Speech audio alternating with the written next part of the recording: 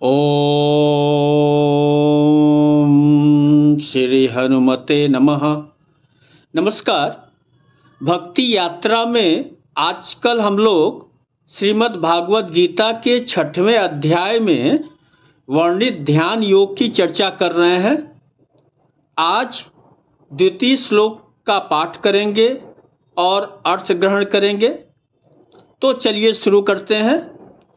यम संन्यासमिति प्राहुर्योगम तम विधि पांडव नहि असन्न्यस्त संकल्पो योगी भवति कश्चन।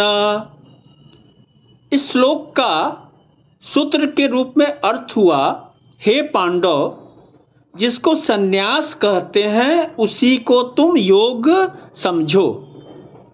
यम संन्यासम इति प्राहुर योगम, उसे ही तुम योग समझो। क्यों?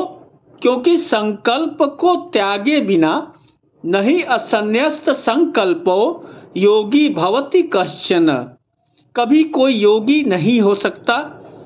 यानी संन्यास और भोग पृथक नहीं है।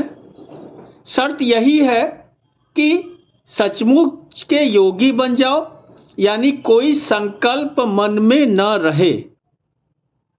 संकल्प यानी आत्म तृप्ति की इच्छा न रहे। देखिए, संन्यास से तात्पर्य हम साधारण रूप से लेते हैं कि सब कुछ से विरत हो जाना। योग का अर्थ हुआ जुड़ जाना। अध्यात्म में योग का अर्थ हुआ परम ब्रह्म से जुड़ जाना, सब कुछ से जुड़ जाना। तो यहाँ भगवान श्री कृष्ण बहुत ही रहस्यमयी बात कहते हैं कि सब कुछ छोड़कर भी वहीं पहुंचोगे जहां सब कुछ पाने के बाद पहुंचोगे। विरक्त मार्ग या प्रवृत्ति मार्ग एक ही जगह मिलते हैं, थोड़ा सा भी तनिक सा भी भेद नहीं है। बस संकल्पों का त्याग करो। देखिए, गीता जी के सभी श्लोक बीज मंत्र हैं। बात सावधानी से पकड़नी होगी। वैसे ही हम लोग भ्रम की अवस्था में रहते हैं। माया यानी जो नहीं है उसकी सत्ता स्वीकारते हैं, और जो है, जो प्रत्यक्ष दिख रहा है, जो सदैव सदा साथ रहता है, जिसको हम अनुभव कर सकते हैं, उसको हम लोग नहीं स्वीकारते हैं। एक बड़ा भ्रम हम पाले बैठे हैं कि हमारे सद्ग्रंथ जैसे रामायण, गीता, उपनिषद इत्यादि साधु महात्मा संतों के लिए है, उनके काम की चीज है। हम तो बस पूजा की करेंगे, पोथी की पूजा करेंगे और 2-4 बार पढ़ लेंगे तो पुण्य मिल जाएगा। यह बुद्धिमानी ऐसे ही है जैसे कि दवाइयों को ग्रहण मत कीजिए, बस सुबह शाम भक्ति भाव से देखते रहिए। हमारे ग्रंथों में, शास्त्रों में देखिए, जीवन की शिक्षा है। जीवन में आप एक बार उतार कर तो देखिए। ध्यान योग के इस द्वितीय श्लोक में भगवान श्री कृष्ण कह रहे हैं कि संकल्पों का त्याग करो। हे पांडव, हे अर्जुन, संकल्प का त्याग करो। बात समझने की कोशिश करिए, आखिर क्यों ऐसा प्रभु कह रहे हैं? क्योंकि हमारे जीवन में तो संकल्पों का बड़ा महात्मा है। कई हजारों लाखों किताबें बाजार में हैं, संकल्प शक्ति को, विल पावर को कैसे बढ़ाएं। इसलिए जरा गंभीरता से सोचिए, हम जैसे लोग जो विषयी हैं, भोगी हैं, आखिर क्या संकल्प लेते हैं? किसी को आईआईटी या यूपीएससी में आना है, किसी को धन कमाना है, किसी को बड़ा मकान चाहिए, बड़ी गाड़ी चाहिए, किसी को सम्मान भी चाहिए। तो आंखों में सपने हजार और हजारों ख्वाहिशें ऐसी कि हर ख्वाहिश पर दम निकले, और दम निकल भी जाता है। 1% लोग अपने संकल्पों को पूरा कर पाते हैं, और फिर एक नया संकल्प, एक अंतहीन संकल्पों की यात्रा। असफल भी कहाँ हार मानता है, वह भी फिर से जुड़ जाता है नित्य नए संकल्पों के साथ। और बीच में किसी मोड़ पर मृत्यु आनी है, आएगी और सब कुछ धराशायी हो जाता है। सभी की आंखें देखिए अदृश्य आंसुओं से भरी हुई है। कभी किसी को तृप्ति मिली नहीं है। पानी पीने से प्यास कभी नहीं बुझती, कुछ देर के लिए भले शांत हो जाए। तो प्यास की तृप्ति तो प्यास के न होने से है। भौतिक स्तर पर मैं देखिए बात नहीं कर रहा हूं, मन के स्तर पर बात समझे। जीव की निश्चित रूप से कुछ भौतिक आवश्यकताएं हैं, मूलभूत आवश्यकताएं हैं, और संकल्प कभी भी मूलभूत आवश्यकताओं के लिए नहीं होता, किसी महत्वाकांक्षा को पूरा करने के लिए होता है। ध्यान दें मेरी बातों पर। वर्तमान जो अभी हमारे पास है बहुत ही दुविधाग्रस्त, अनिश्चित होता है। शब्दों पर ध्यान दें, दुविधाग्रस्त होता है और अनिश्चित होता है। क्यों? क्योंकि अतीत के शोक और भविष्य की योजनाओं का यह संगम स्थल है, यह प्रयाग है, जहां अतीत के कड़वे अनुभव हमारे पास होते हैं। सुख का अनुभव तो होता नहीं है किसी के पास, सुख तो विस्मृत हो जाता है, लेकिन शोक जो है वो सदैव साथ में रहता है। और भविष्य की योजनाएं होती हैं इस वर्तमान में, और इसी वर्तमान में संकल्प का भाव जगता है। जो कुछ नहीं, बस हारे हुए मन को गति प्रदान करने के लिए होता है। एक नशा है जो आपको ढकेलता है, आपके सभी सुखों को छीनकर फिर से घुड़दौड़ में शामिल करा देता है और एक काल्पनिक अभाव का दृश्य उपस्थित कर देता है कि यह तो चाहिए ही।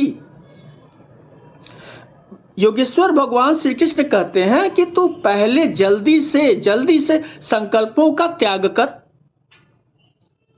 योगी सन्यासी तो दूर की बात, व्यक्ति संकल्पों के साथ देखिए सहज इंसान भी नहीं रह पाता।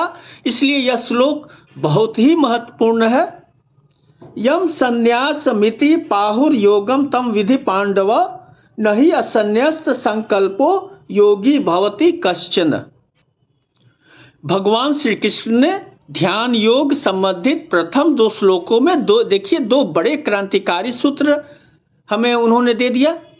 पहले श्लोक में आपको याद होगा भगवान ने कहा, हे अर्जुन, सन्यासी च योगी, यानी कि वही सन्यासी वही योगी है जो निरंतर अनाश्रित कर्म फलम कार्य कर्म करोति, यह जो कर्म फलों का पर आश्रित न होकर सदैव अपने कर्तव्यों का, योग्य कर्मों का को करता है, निरंतर कर्म करता है, कभी अक्रिय नहीं रहता किसी अवस्था में।